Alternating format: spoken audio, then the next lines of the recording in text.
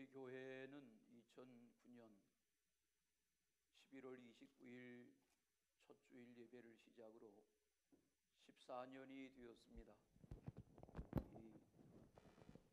오늘 감사 예배를 드리고 또 추수절 예배를 드리는 여러분 모두에게 주님의 평화가 함께 하시기를 기원합니다. 서로 인사하겠습니다. 주 안에 감사하며 사십시다. 우리 교회 역사는 14년인데 미국은 415년이 됐습니다. 미국의 역사는 1607년 102명이 메이플라워라는 배를 타고 대서양을 건너서 62일 동안 항해해서 12월 21일에 지금의 보스턴 가까운 곳에 있는 프리머스라고 하는 해안에 도착하게 되었는데 12월이 보스턴은 우리나라 이상으로 춥지요. 겨울을 나면서 병에 걸리고 굶주리고 어려움을 겪으면서 동료들이 죽어가기 시작하는데 102명 중에서 44명이 그 겨울을 나며 죽었습니다. 어느 날은 하루에 2명, 하루에 3명 이렇게 동료들이 죽어가는 슬픔과 두려움 가운데 도대체 몇 명이나 살아남을 것인가? 누가 살아남을 것인가? 그런 두려움을 가지고 추위를 이기며 봄을 기다렸습니다. 그래도 낯설은 저들을 환대하는 인디안들에 의해서 씨앗을 파종하고 봄, 여름을 지내면서 가을철에 열매를 거두고 곡식을 거두고 또 야생 칠면조를 잡고 또 서양식 요리를 해서 생선을 잡아서 요리를 하고 해서 자신들에게 혜택을 주었던 원주민 인디안들을 초대하고 이 계절에 감사하는 추수감사 예배를 드렸습니다. 이것이 추수감사의 미국 역사의 기원입니다.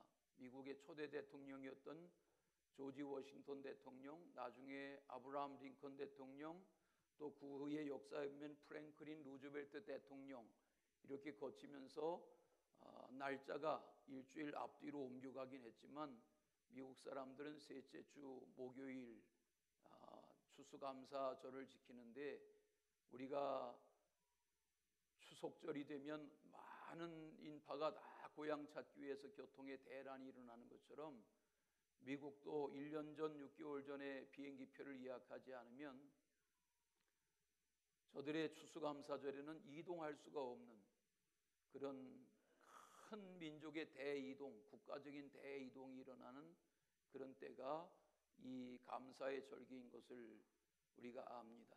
성경적인 배경으로는 예수님은 수장절을 지켜라 혹은 초막절을 지켜라 이런 말씀을 하셨는데 초막절을 지키라는 것은 자기의 번듯한 집이 있는데도 뜰에 나뭇잎으로 나뭇가지로 초막을 지어놓고 어린 자녀들과 함께 그 움막 속에 들어가서 이 절기를 지내면서 아빠 왜 좋은 집에 좋은 침대가 있는데 왜 이 뒷뜰에서 이러고 자야 합니까? 라고 말하면 자녀들에게 우리 조상들이 애굽에서 노예 생활하던 이야기 40년 광야에서 하나님의 보호 속에 살았던 이야기를 그 초막 안에서 해주면서 오늘 우리가 이렇게 살아가는 것이 아빠의 힘도 아니고 우리의 힘이 아니야.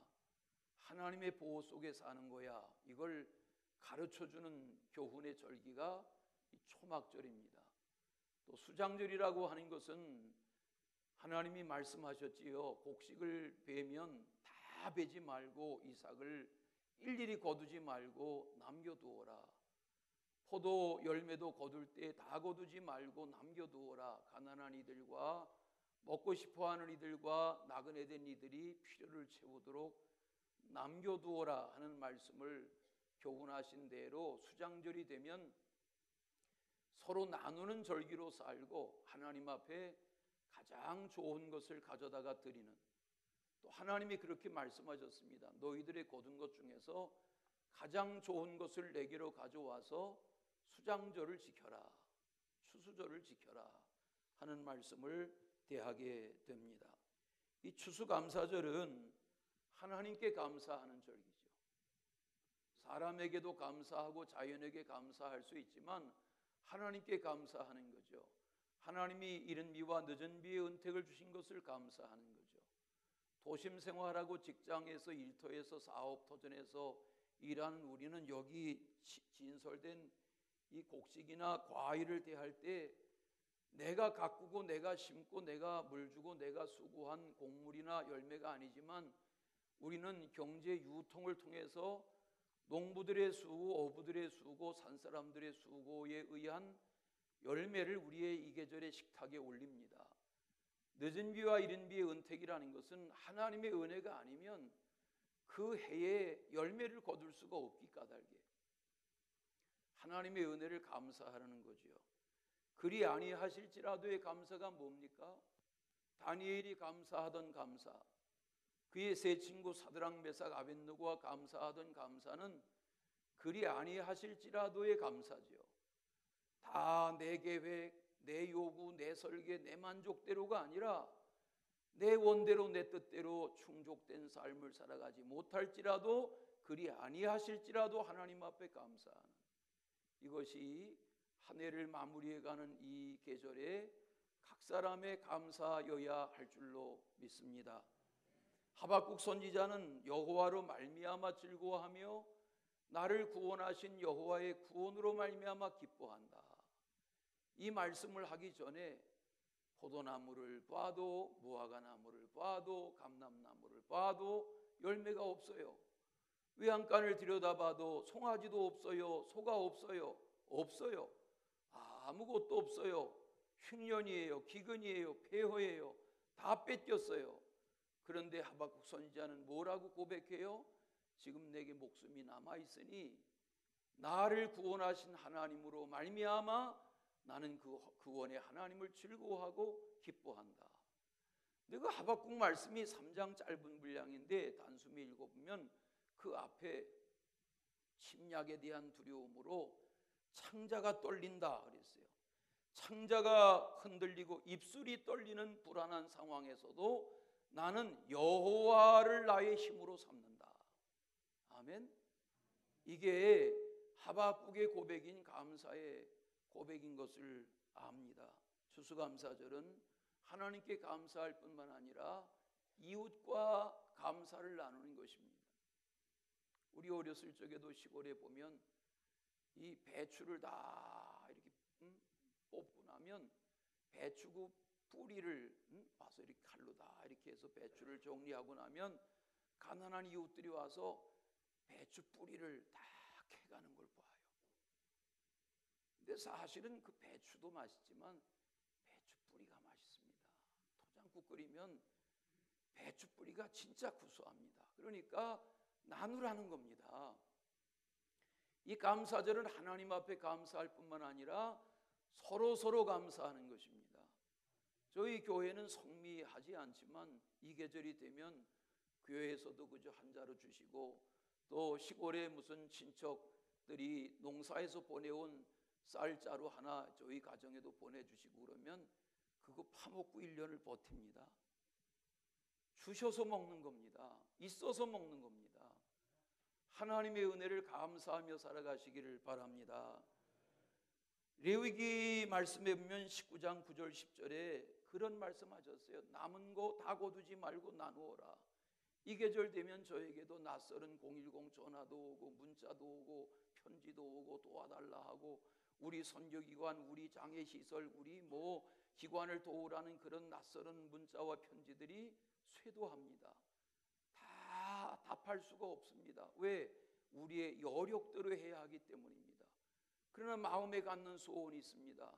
하나님, 저들의 필요를 도울 때 인색하게 돕지 않고 풍성하게 도울 수 있는 그런 교회로 자라나게 해주세요.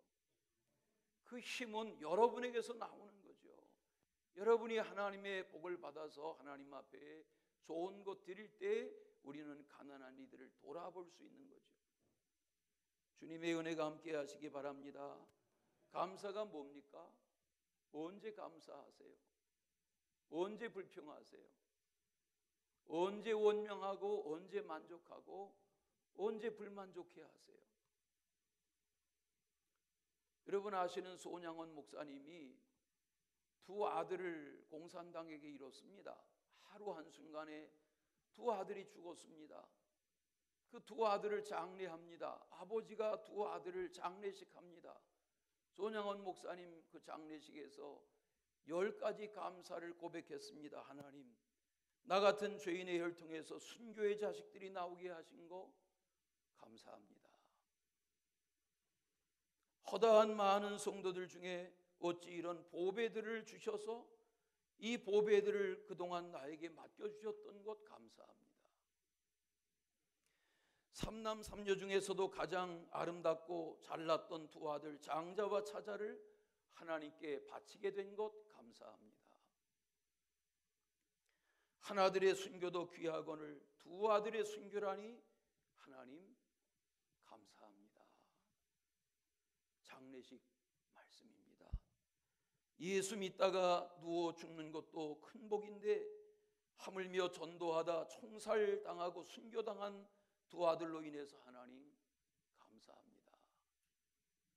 미국 유학 가려고 준비하던 내 아들들인데 미국보다 더 좋은 천국에 데려가시니 감사합니다.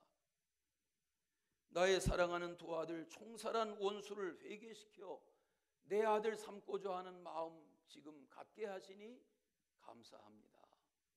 이 총살한 공산당 그를 아들로 삼고 나중에 그가 목사가 됐다지요. 내 두 아들의 순교로 말미암아 무수한 천국 아들들이 생기게 하신 것 감사합니다. 이 같은 역경 중에서도 이런 8가지 진리와 하나님 사랑을 찾는 기쁜 마음, 여유 있는 믿음을 갖게 하시니 우리 주 예수 그리스도께 감사합니다. 또 하나 하나님 이런 과분한 복을 나에게 누리게 하시니 감사합니다. 앞서간 두 아들의 죽음을 그렇게 받아들였어요. 손양원 목사님 1940년에 신사참배 반대하다가 감옥에 갇혔고 해방 후에 고문에 다 지친 병든 몸으로 살아남았습니다. 그렇게 목회하고 애양원을 떠나지 않았습니다. 나환자 곁에 머물렀습니다. 6.25 때 결국은 공산당에게 붙잡혀 총살당했습니다. 그때 나이가 48살입니다. 우린 대개 무병장수원 하죠. 무병장수하고 부하게 살고 형통하게 살고 남들 부럽게 살고 하면 복되다 하고 그런 생활을 원하죠. 그러나 성경의 역사와 기독교 2000년 역사에 그걸 복이라고만 말하지 않습니다. 사명을 알고 부르심을 따라 자신의 삶의 처소에서 충성되게 살다가 하나님 앞에 간 사람들이 복된 사람들입니다. 아멘도 안 하시네. 물론 장수 좋아요. 그러나 성경은 우리가 장수하지만 무두셀라만큼 사람들 여러분 그렇지 않습니까? 우리가 결혼생활 50년 내 생에 80년을 살아본들 지난 생애가 꿈만같이 지나가지 않습니까? 우리가 1000년 가까운 세월을 살아도 이 세상에서의 삶은 짧게 지나가고 말 것입니다. 어떻게 살아야 합니까? 사명으로 부르심을 따라서 주어진 자신의 삶을 충실하며 살아갈 수 있어야 할 줄로 믿습니다. 지난 주일에 이어서 오늘 감사절에 읽는 말씀, 오늘 두 번째 시간에 남은 말씀을 신명기 8장에서 대할 겁니다. 오늘 말씀해 보시면 첫째는 뭘 교훈합니까? 하나님을 잊지 말고 기억해라. 오늘 말씀이 주는 첫 교훈입니다. 11절을 보십시다. 내 하나님 여호와를 잊어버리지 않도록 삼갈지어다. 또 성경 보세요. 14절. 내 마음이 교만하여 내 하나님 여호와를 잊어버릴까 염려하노라. 18절을 보세요. 내 하나님 여호와를 기억하라.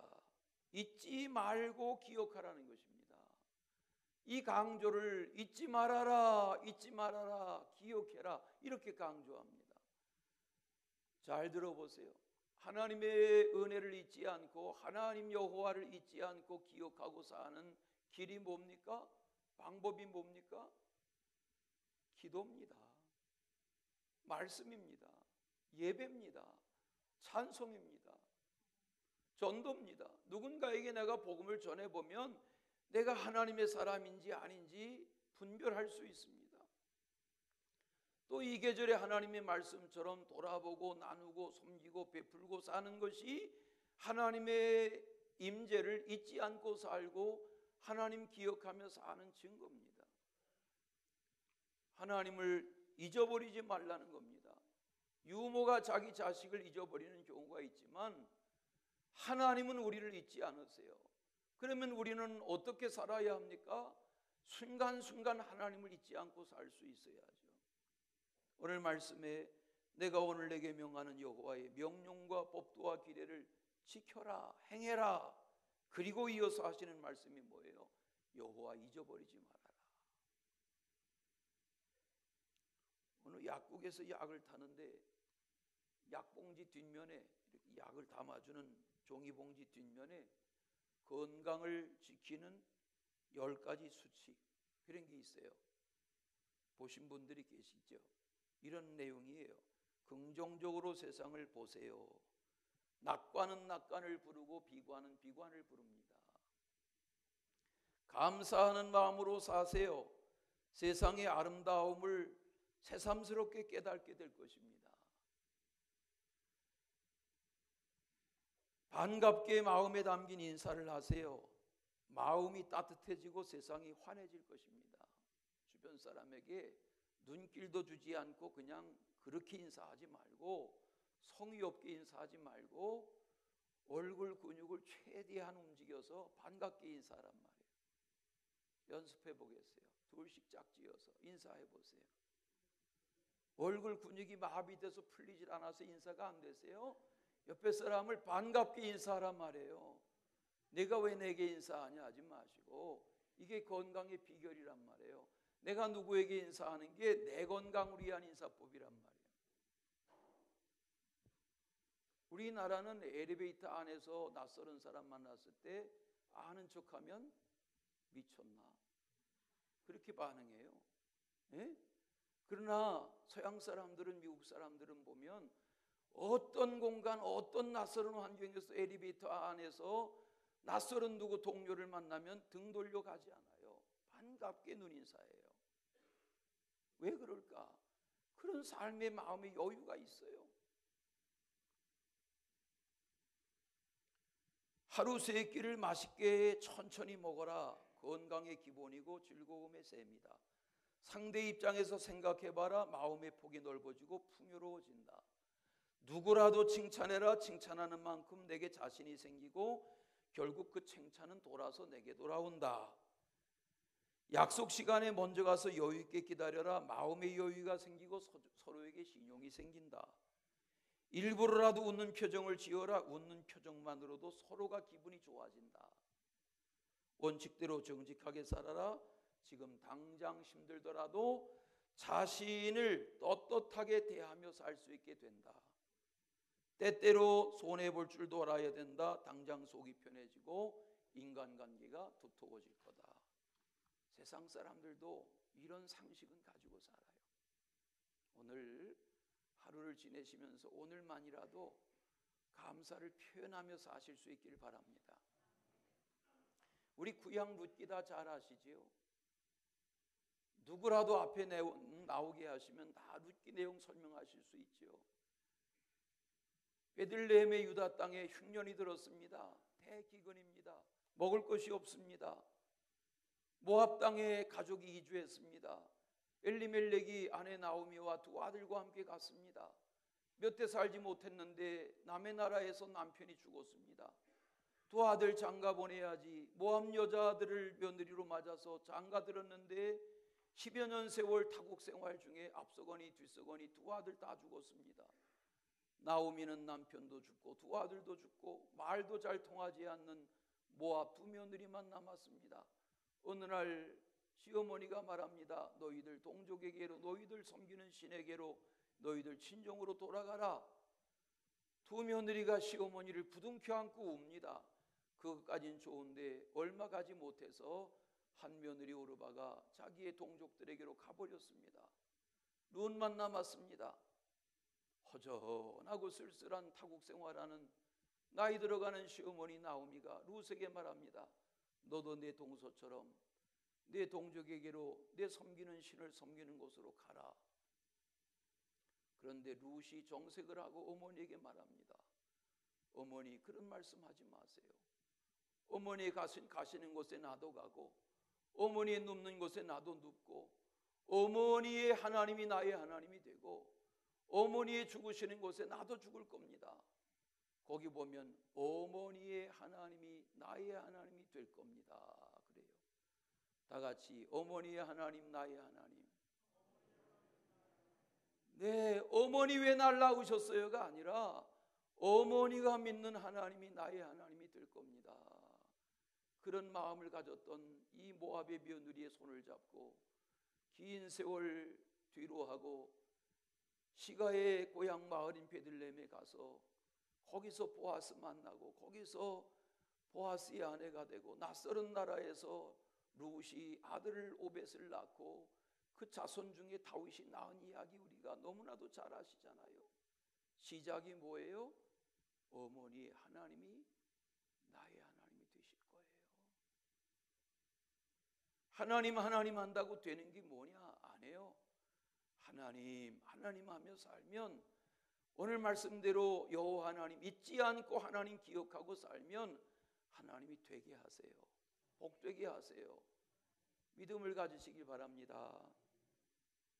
당장 사람이 배고프고 춥고 헐벗고 하면 다 주여 주여 할 수 있어요. 그러나 등이 따뜻하고 내배 부르고 살만하면 그런 상황에서 금식하는 사람, 철회하는 사람 없어요.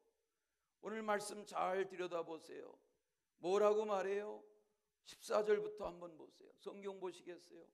여호와는 너를 애굽 땅 종되었던 집에서 이끌어내시고 너를 인도하여 그 광대하고 위험한 광야고 불뱀과 전갈이 있고 물이 없는 간조한 땅을 지나게 하셨다. 너를 위하여 단단한 반석에서 물을 내셨다. 내 조상들도 알지 못하던 만나를 광야에서 내게 먹이셨다. 이는 다 너를 어떻게 하시며 낮추시며 너를 어떻게 하사 시험하사 마침내 내게 뭐를 주시려고? 복을 주시려고. 네, 고진감래라고 하죠. 젊은 고생은 사서 한다고도 하죠. 고생이 필요하고 고난이 필요한 것 주님이 아시고 이 광야의 고난의 용광로 같은 곳에서 주셔야 물을 주셔야 만나를 해결할 수 있는 땅에서 하나님이 저들을 40년 거기서 시험하고 거기서 낮추시고 거기서 하나님의 말씀에 응답하는 이들이 가나안에 들어가게 하셨어요. 모세도 못 들어갔어요. 출애굽 세대 여호수아 갈렙만 들어갔어요. 왜 그래요? 하나님이 낮추시고 낮추셨어요. 교회도 마찬가지예요. 우리 교회 지난 14년을 보면 우리 교회 지난 14년 교적으로 등록된 교인들의 수가 적지 않습니다. 그러나 들며 날며 나며 들며 어디나 교회는 있습니다. 그러나 저는 분명히 압니다. 하나님이 이 교회를 통해서 이루시려는 주의 뜻이 시작부터 분명하셨다면 오늘 우리를 통해서 우리 가운데 하나님이 우리를 시험하시고 낮추셔서 하나님의 거룩한 가나안 공동체로 연단해 가실 줄로 믿습니다. 하나님이 하시는 일입니다. 여러분, 우리나라가 구한 말 얼마나 가난했어요. 일제시대 6.25 보릿고개 모르는 세대들이 다 3층에 지금 거의 다 앉아 계시죠. 보릿고개가 뭔지를 모르죠. 용서하세요. 이 말 해야 되나? 여러분, 우리 말 중에 뭐가 찢어지게 가난하다는 말이 뭐예요? 소나무 껍질 벗겨 먹었어요. 속은 목 피로 버텼어요. 그러다 보니까 독이 오르고 배변이 안 되고 그러던 시절이 있었단 말이에요. 세계 200여 나라의 민족이 다 우리처럼 사는 거 아니에요. 물론 우리나라도 쪽방촌 가보면 마음이 애려요. 길거리 있는 이들 보면 당장 돕고 싶어요. 그러나 세계 어느 나라를 가봐도 우리나라처럼 사는 나라 많지 않아요. 여러분, 이렇게 겨울 맞지만 겨울 나도록 봄, 여름, 가을, 겨울 입지 않고 지내는 옷들이 얼마나 많아요. 하나님의 은혜를 감사하고 겸비하게 사는 은총이 있으시기를 축원합니다. 그러므로 잘 될수록 겸손하고 잘 살수록 겸손하고 잘 나갈수록 겸손하고 좋을수록 겸손할 줄 알아야 할 것입니다. 잘 될 때 겸손하는 하나님의 은총이 있으시기를 바랍니다. 사사기의 삼손을 보세요. 대단한 능력자였지 않습니까? 사사였지 않습니까? 그러나 이방 여인의 무릎을 베고 자기의 능력의 비밀을 고백하잖아요. 능력이 떠나잖아요. 부끄러움 당하잖아요. 사울 왕을 보세요. 누가 뽑았어요? 백성이 뽑았어요? 아니에요. 하나님이 택하셨어요. 하나님이 사무엘 보내서 기름 부으라 하셨어요. 하나님이 마음에 들어 세우신 왕이에요. 그런데 나중에 왜 잘못됐어요? 교만해졌어요. 어리석어졌어요. 세상에서도 겸손해야 하고 집안에서도 겸손해야 하고 교회에서는 더욱 겸손해야 할 줄로 믿습니다. 여러분, 교회 안에서도 내가 아니면 못한다는, 남은 못한다는 생각 가지시면 안 돼요. 내가 할 수 있지요. 내게 은사가 있지요. 그러나 내가 하고 누가 알아주지 않고 인정해주지 않아도 꿋꿋하게 자기 길을 갈 줄 알아야 해요. 남들에게 드러내고 자랑하고 의시되고 그러다가 뭐 별거 아닌 거 가지고 삐지고 시험 들고 주저앉고 토라앉고 그거는 믿음의 모습이 아닌 거예요. 믿음으로 섬기는 사람은 그러면 안 돼요. 한결같아야지요. 부나 재물이나 학력이나 자기 재주나 은사나 건강이나 그 무엇이라도 자랑하시면 안 돼요. 하나님이 거두시면 아무것도 안 해요. 저희 시골 중학교 때 선생님이 하던 말 중에 생각나요. 얘들아, 빈 깡통이 요란한 거야. 빈 수레가 덜그럭거리는 거야. 익은 곡식이 고개 숙이는 거야. 죽정이는 고개를 빳빳하게 들잖아. 저는 그 선생님이 왜 그런 말 해주셨나 지금 돌아보니까 맞아요. 우리 마음의 고개를 숙이고 겸손하게 주의 은혜를 채워가는 은총이 있으시기를 축원합니다. 엘비스 프레슬리를 아세요? 엘비스 프레슬리는 마이클 잭슨 말고는 미국 역사에 죽어서도 이 엘비스 프레슬리의 부와 인기와 명예를 따라가는 후배들이 없다고 그래요. 42살에 죽었어요. 그가 외모가 출중하죠. 9살 때 이미 레코드를 취입했다죠. 그는 뭐 노래면 노래, 작곡이면 작곡, 악기면 악기, 그의 33편의 영화는 인기가 대단했다지요. 그런데 그가 어느 날 자기 집에서 목욕하다가 말고 목욕탕에서 심장이 정지되어서 42살에 갔어요. 몸무게가 세상 떠날 때는 158kg나 됐다고 그래요. 악성변비로 고생했어요. 온 몸 안에 독성이 번졌어요. 수술을 권했지만 자기 인기 관리하느라 수술대에 오르기를 계속 두려워하다가 결국은 일찍 가고 말았어요. 그의 어머니도 40에 갔어요. 그의 외동딸, 그의 부인은 결혼하고 6년 같이 지내면서 리사라는 딸을 낳았는데 엘비스 프레슬리는 나라 밖으로 바쁘고 뭐 공연에 바쁘고 하다 보니까 엘비스 프레슬리는 엘비스 프레슬리대로 바람 피우고 부인은 부인대로 바람 피우다가 서로 드러나가지고 다 치고박다가 6년 만에 끝났어요. 리사라는 아이 하나 낳았어요. 이 리사가 올해 1월에 50대 중반에 아버지처럼 심장마비로 죽었어요. 아버지 재산 어마어마하죠. 미국의 관광객들 중에서 제일 많이 찾는 것이 백악관 다음에 엘비스 프레슬리의 멤피스 거기에 기념관이 1년이면 50만 명이 드나든다고 그래요. 기념관의 건물만 연건평이 6만 평이에요. 놀라지도 않으셔. 기념관 건물만 6만 평이에요. 부가 쏟아져 들어와요. 그런데 어떻게 됐어요?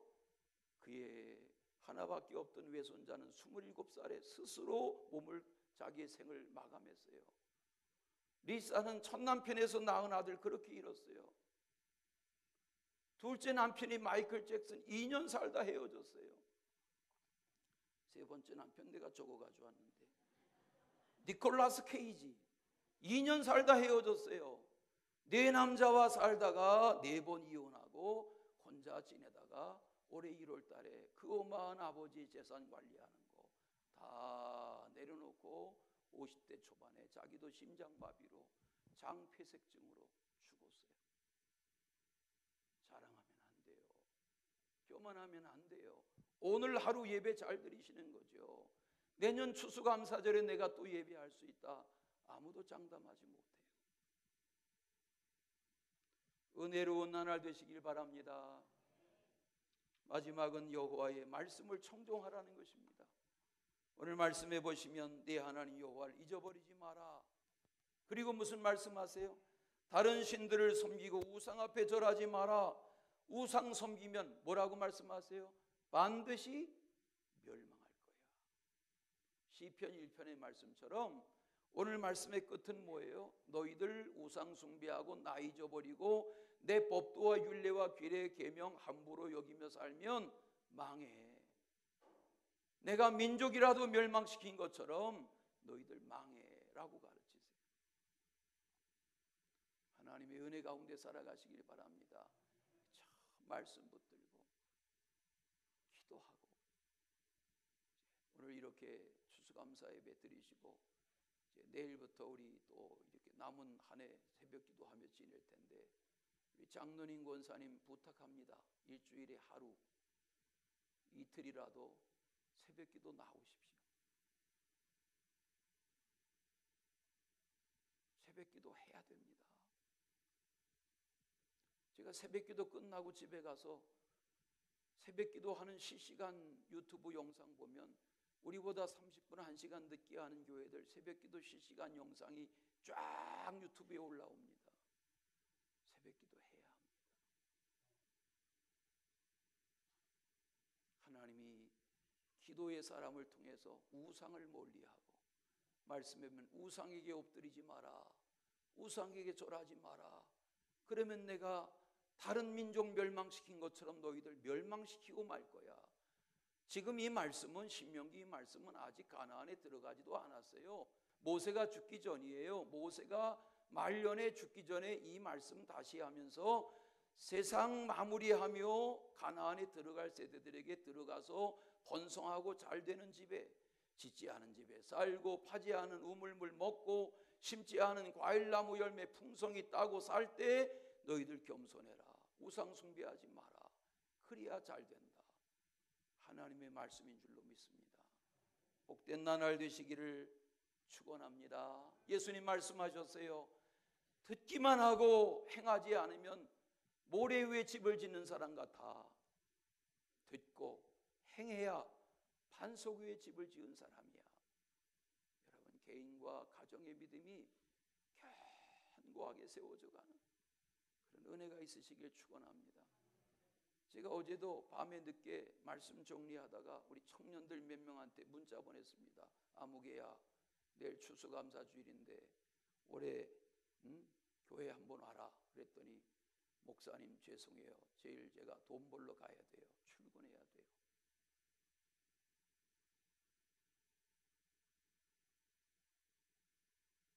어떻게 해야 합니까? 우리 아들들, 우리 딸들 다 시간급으로 돈 벌어보려고 주일을 잊어버리고 교회를 잊어버리고 하나님 말씀하세요. 나를 잊지 마라. 축복이 있으시길 바랍니다. 사랑의 주 하나님 아버지,